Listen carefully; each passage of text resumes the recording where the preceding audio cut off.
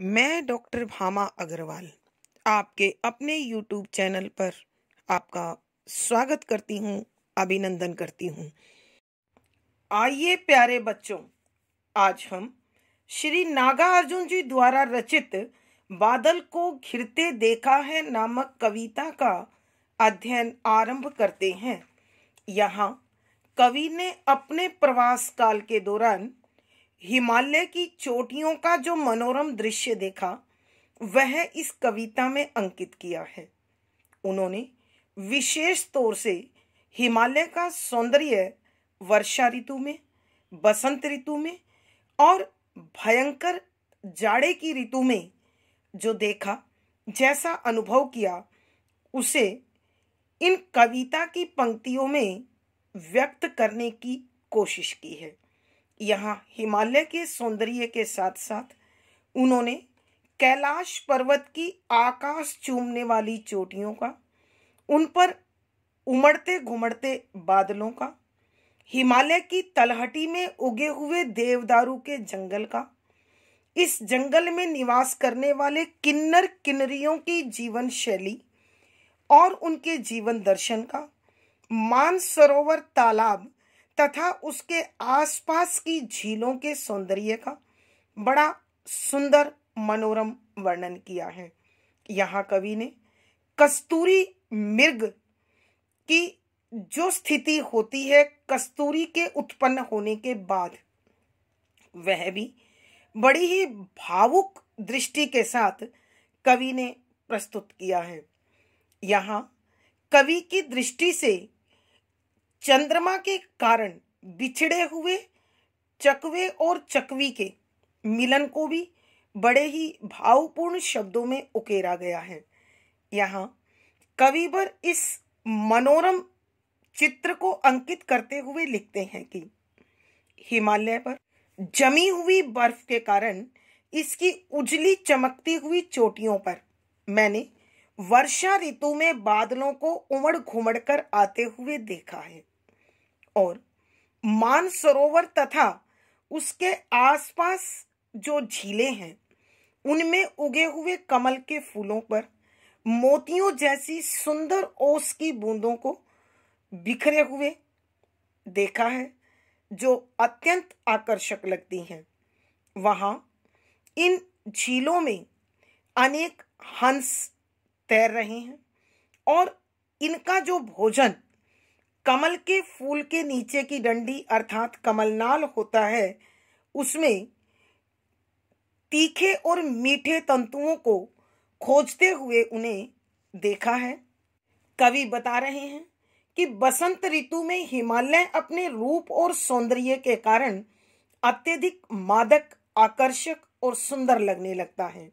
जब उगते हुए सूर्य की सुनहरी किरणें हिमालय की इस चोटी पर बर्फ पर गिरती है तो यह सुनहरा रंग लेकर इंद्रधनुषी रंगों में चारों ओर बिखरने लगता है।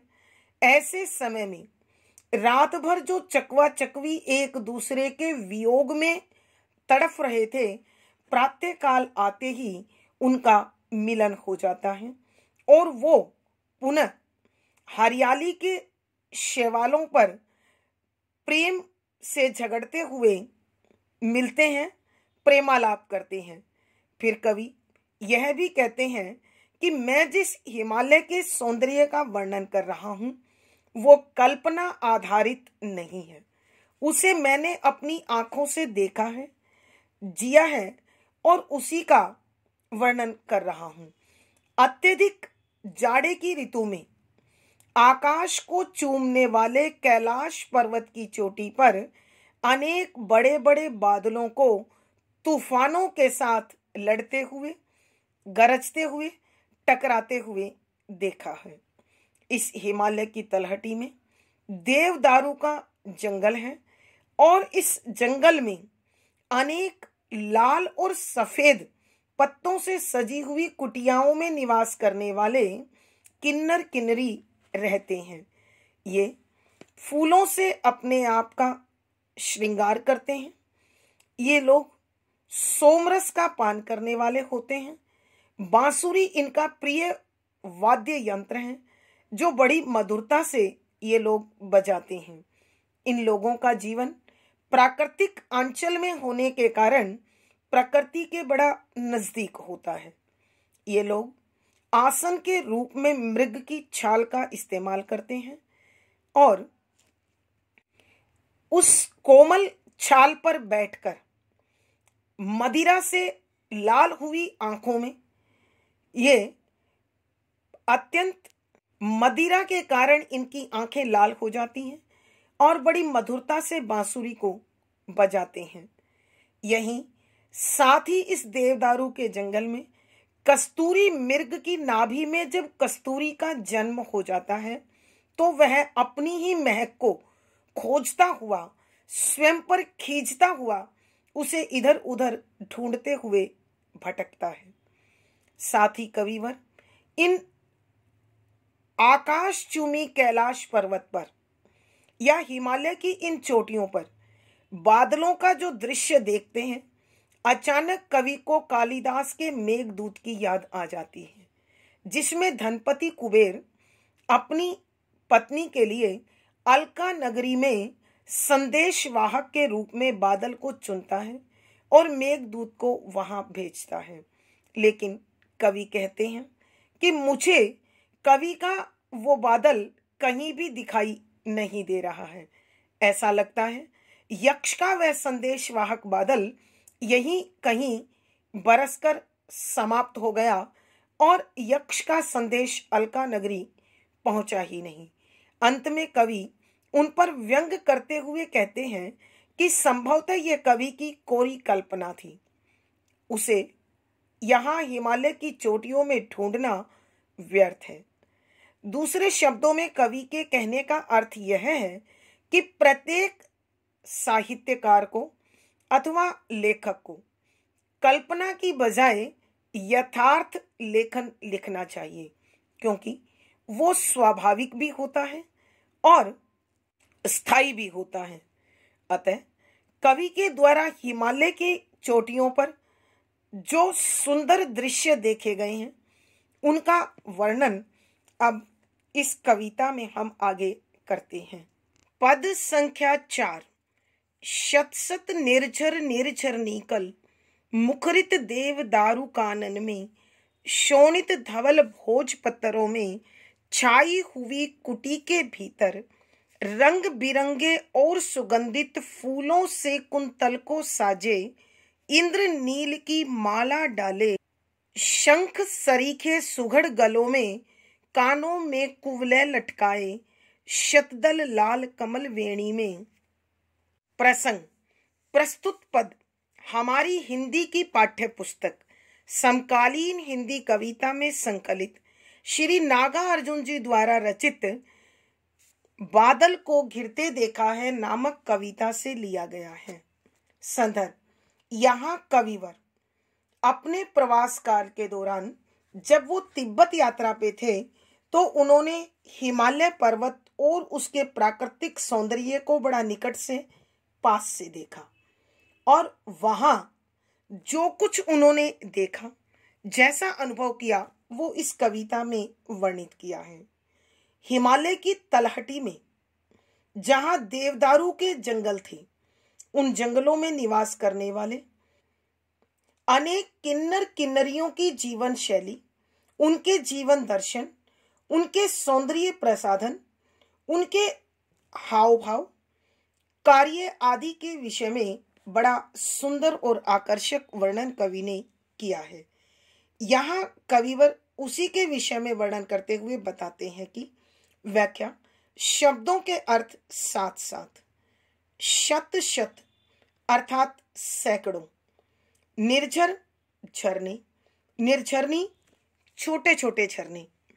बच्चों, आप जानते हैं कि हिमालय पर्वत बर्फ से ढका हुआ है और जब सूर्य की किरणें उस बर्फ पर पड़ती है तो बर्फ पिघलती है और पिघली हुई बर्फ पानी बनकर झरनों के रूप में बहने लगती है। ये झरने उसी बर्फ के पिघलने से बने हुए हैं। कल माने सुंदर, मुखरित, प्रकट हो जाना, दिखाई देना, बन जाना।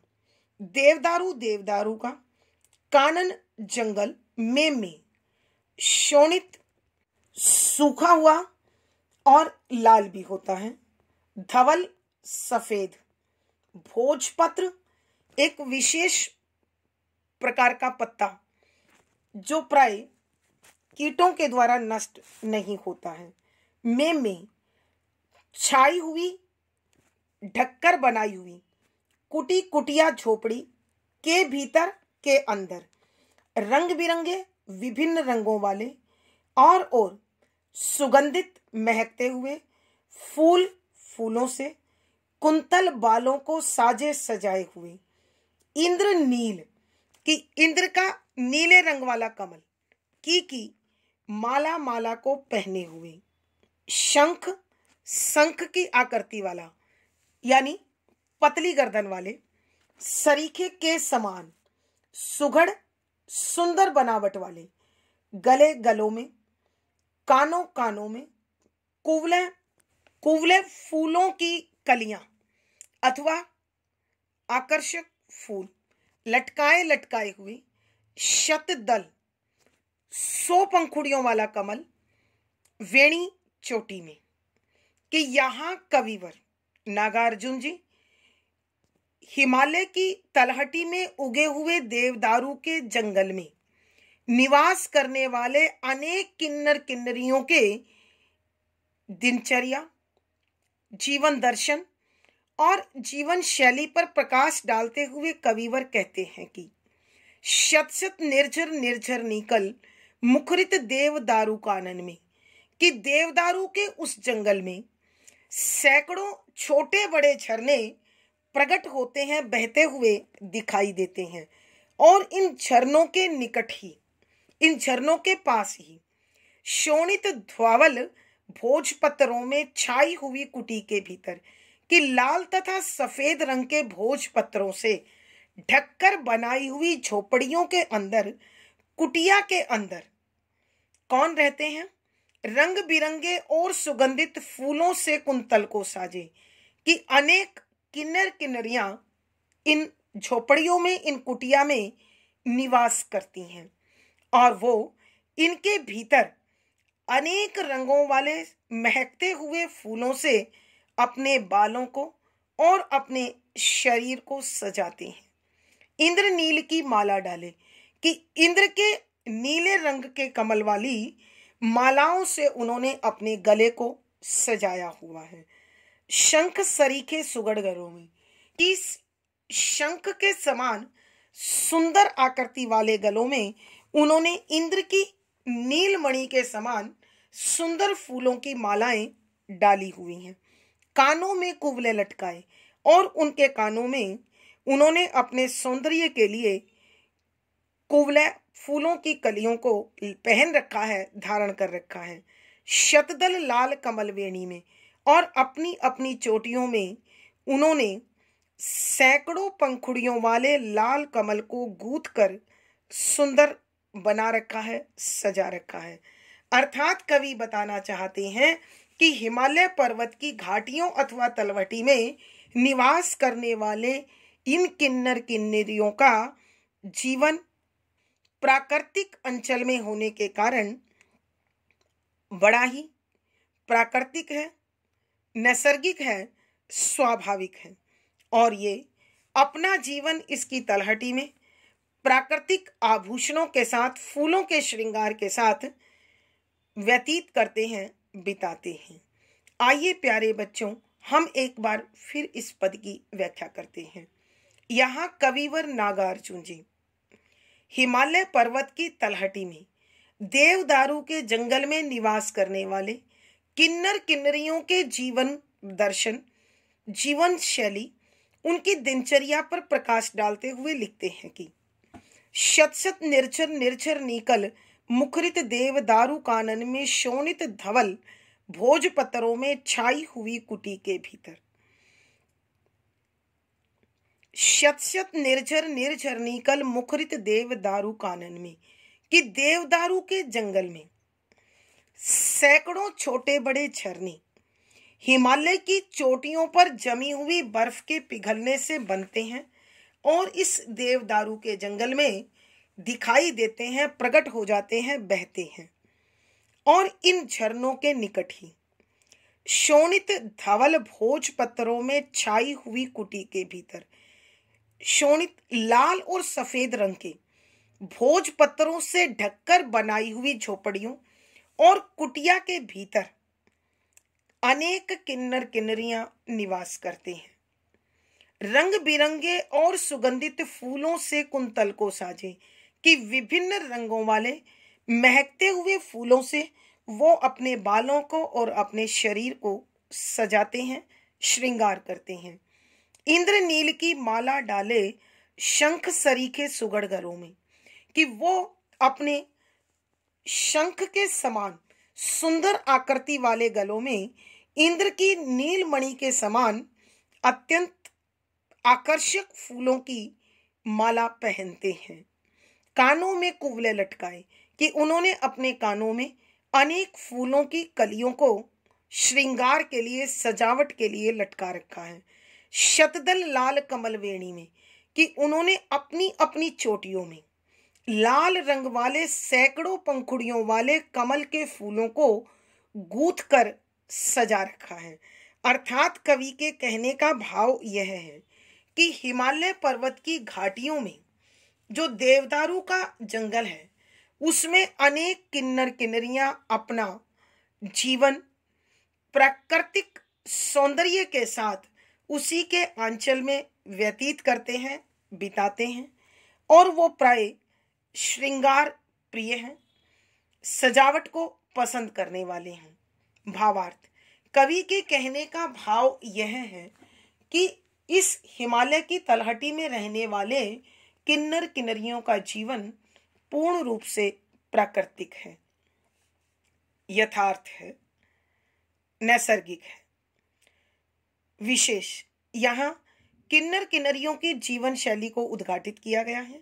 शुद्ध साहित्यिक खड़ी बोली का प्रयोग है। अद्भुत रस प्रसाद गुण है। यहाँ गीति तत्व मौजूद है। संगीतात्मकता बनी हुई है। यहाँ पुनरुक्ति प्रकाश, पदमैत्री, उपमा, यहाँ इस पद में अनुप्रास, उपमा, पुनरुक्ति प्रकाश आदि अलंकारों का सुंदर सटीक प्रयोग हुआ है। पद संख्या 5। रजत रचित मणि खचित कला में पान पात्र द्रक्षासव पूरित रखे सामने अपने अपने लोहित चंदन की त्रिपुटी पर नरम निदाग बाल कस्तूरी मृग छालों पर पलथी मारे मदिरा रुण आंखों वाले उन उन्मद किन्नर किन्नरियों की मृदुल मनोरम उंगलियों को वंशी पर फिरते देखा है, बादल को घिरते देखा है। प्रसंग पूर्ववत। संदर्भ, यहाँ कविवर अपने तिब्बत यात्रा के प्रवास के दौरान हिमालय पर्वत और उसके आसपास के सौंदर्य को अनुभव करने का अवसर मिला और उस सौंदर्य का कवि ने बड़ा ही यथार्थ, सजीव, आकर्षक चित्रण इन पदों में किया है। यहाँ कविवर हिमालय की तलहटी में निवास करने वाले किन्नर किन्नरियों की जीवन शैली, उनकी दिनचर्या आदि का बड़ा मनोरम वर्णन करते हुए लिखते हैं कि रजत चांदी की रचित बनी हुई मणि हीरे ज्वारात मणियों से खचित सजाया हुआ कलाएं बड़ी आकर्षक कलात्मक तरीके से निर्मित पान पात्र पीने वाले प्याले अर्थात गिलास अथवा बर्तन अथवा प्याले, द्राक्षासव एक विशेष प्रकार की शराब जो अंगूर से बनी हुई होती है, पूरित भरे हुए रखे हुए हैं सामने किन्नर किन्नरियों के सामने अपने अपने सबके खुद के लोहित लाल रंग का चंदन चंदन की त्रिपुटी, 3 टांगों वाला मेज स्टूल पर ऊपर नरम कोमल निदाग दाग से रहित स्वच्छ उज्जवल बाल कस्तूरी कस्तूरी मृग के बच्चों वाली मृग छाल हिरण की खाल पर ऊपर पलथी चौकड़ी मारे लगाकर मदिरा अरुण शराब पीने के कारण लाल हुई आंखों आंखों वाले से बनी हुई उन उसके अंदर कुटिया के अंदर रहने वाले किन्नर किन्नरी उन्मद नशे में चूर या मस्त किन्नर किन्नरियों किन्नर और किन्नरियां नर और मादा की मृदुल कोमल मनोरम सुंदर उंगलियों को वंशी बांसुरी मुरली पर फिरते तैरते हुए देखा है कि कविवर नागार्जुन जी हिमालय पर्वत की तलहटी में उगे हुए देवदारू के वृक्षों के बीच जहां सैकड़ों छोटे बड़े झरने बहते हैं उनके निकट अपनी अपनी कुटिया बनाकर निवास करने वाले किन्नर किन्नरियों की जीवन शैली का उद्घाटन करते हुए कविवर कहते हैं कि ये लोग प्राकृतिक अंचल में बड़ा नैसर्गिक जीवन जीते हैं।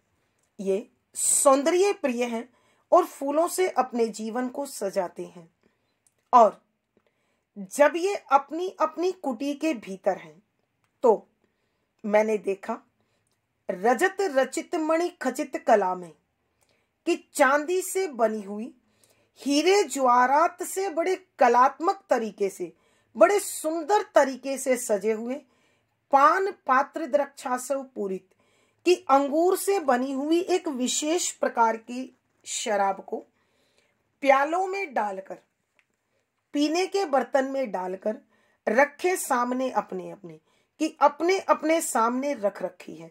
कहा लोहित चंदन की त्रिपुटी पर कि लाल रंग के चंदन से बनी हुई तिपाई पर 3 पैरों वाले मेज पर उन्होंने अपने अपने सामने अंगूर से बनी हुई शराब को पीने के प्यालों में डालकर रखा हुआ है। और वो कहाँ है? नरम निदाग बाल कस्तूरी के मृग छालों पर पलथी मारे कि उन्होंने कोमल दाग रहित कस्तूरी हिरण के बच्चों की कोमल खालों पर उनका आसन बनाकर उस पर चौकड़ी लगाकर पलथी लगाकर वो लोग बैठे हुए हैं। और उनकी स्थिति क्या है? मदिरा अरुण आंखों वाले उन उन्मद किन्नर किन्नरियों की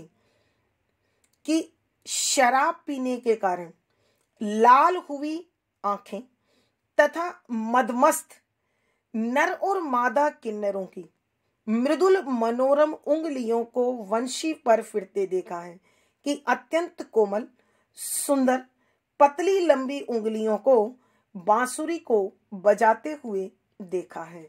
अर्थात कवि के कहने का भाव यह है कि किन्नर किन्नरियों का प्रिय वाद्य यंत्र बांसुरी है और वो बड़ी मनमोहक मुरली बजाती हैं। और मैंने हिमालय पर्वत की चोटियों पर अक्सर बादलों को उमड़ घुमड़ कर गरजते हुए और टकराते हुए देखा है। आइए बच्चों, हम एक बार फिर इस पद की व्याख्या करते हैं। यहाँ कविवर नागार्जुन जी हिमालय पर्वत की तलहटी में देवदारू के जंगल में जहां हिमालय पर्वत की चोटियों पर जमी हुई बर्फ के पिघलने से अनेक छोटे बड़े झरने बहते हैं, उन झरनों के आसपास ही लाल और सफेद रंग के भोजपत्रों से अपनी अपनी कुटी को बनाकर अनेक किन्नर जाति के स्त्री और पुरुषों को निवास करते हुए कवि ने देखा। और उसके सौंदर्य का वर्णन करते हुए कवि कहते हैं कि इन कुटियों के भीतर अनेक किन्नर जाति के लोग रह रहे हैं। और उनकी जीवन शैली का वर्णन करते हुए लिखते हैं, रजत रचित मणि खचित कला में पान पात्र द्रक्षासव पूरित रखे सामने अपने अपने लोहित चंदन की त्रिपुटी पर कि ये किन्नर प्रजाति के लोग अपनी अपनी कुटिया के भीतर हैं और इन्होंने अपने सामने लाल रंग के चंदन की बनी हुई तिपाई पर चांदी से बनी हुई, हीरे जवाहरात से जड़ी हुई अत्यंत सुंदर शराब डालने के पात्र में, बर्तन में अंगूर से बनी हुई शराब को डाला हुआ है और तिपाई पर अपने अपने सामने रखा हुआ है। नरम निदाग बाल कस्तूरी मृग छालों पर पलथी मारे और वो स्वयं अत्यंत कोमल दाग रहित कस्तूरी हिरण के बच्चों की कोमल छालों को बिछाकर उसका आसन बनाकर उस पर चौकड़ी मारकर पलथी मारकर वो लोग बैठे हुए हैं और अत्यधिक शराब पीने के कारण उनकी आंखें लाल हो चुकी हैं। मदिरा अरुण आंखों वाले उन उन्मद किन्नर किन्नरियों की मृदुल मनोरम उंगलियों को वंशी पर फिरते देखा है, बादल को घिरते देखा है कि अत्यधिक शराब पीने के कारण इस किन्नर प्रजाति के नर और मादा की आंखें लाल हो चुकी हैं और वो मस्ती में झूम रहे हैं। ऐसे में उन्होंने अपनी कोमल सुंदर आकर्षक उंगलियों से बांसुरी को बजाते हुए कवि ने देखा है। अर्थात कवि के कहने का भाव यह है कि किन्नर जाति के लोगों का प्रिय वाद्य यंत्र बांसुरी है और वो अत्यंत मनोरम मधुर मीठी बांसुरी बजाते हैं। और कवि बताते हैं कि हिमालय पर्वत की चोटियों पर मैंने अनेकों बार बादलों को उमड़ घुमड़ कर गरज गरज कर भिड़ते हुए घिरते हुए देखा है। अर्थात कवि के कहने का भाव यह है कि हिमालय पर्वत, उसकी तराई का क्षेत्र, वहां रहने वाले किन्नर प्रजाति के लोगों का जीवन अत्यंत प्राकृतिक सौंदर्य से भरा हुआ है। विशेष भावार्थ, कवि के कहने का भाव यह है कि किन्नर प्रजाति के लोग इस प्राकृतिक अंचल में निवास करते हुए देवीय प्रवृत्ति और प्रकृति वाले दिखाई देते हैं। विशेष, यहाँ कवि ने हिमालय पर्वत के सौंदर्य के साथ साथ किन्नर प्रजाति के लोगों का भी वर्णन किया है। शुद्ध साहित्यिक खड़ी बोली का प्रयोग है, अद्भुत रस प्रसाद गुण है, अभिधा शब्द शक्ति है, गीति काव्य के तत्व मौजूद होने के कारण संगीतात्मकता बनी हुई है। यहाँ पदमैत्री, अनुप्रास, विशेषोक्ति, पुनरुक्ति, प्रकाश आदि अलंकारों का अत्यंत सुंदर चित्रण हुआ है। यहाँ दृश्य बिंब या यहाँ बिंब योजना बड़ी ही सुंदर और सटीक बनी हुई है। आज की कक्षा में प्यारे बच्चों इतना ही। अगली वीडियो में फिर मुलाकात होगी। पिछली वीडियो का लिंक डिस्क्रिप्शन बॉक्स में मिल जाएगा। आशा है पढ़ा गया विषय आपको मनमोहक लगा होगा। अपने भाव व विचार कमेंट बॉक्स में लिखें। वीडियो को लाइक करें, शेयर करें और चैनल सब्सक्राइब करें। आपका दिन और जीवन मंगलमय हो, इसी शुभकामना के साथ आभार, धन्यवाद।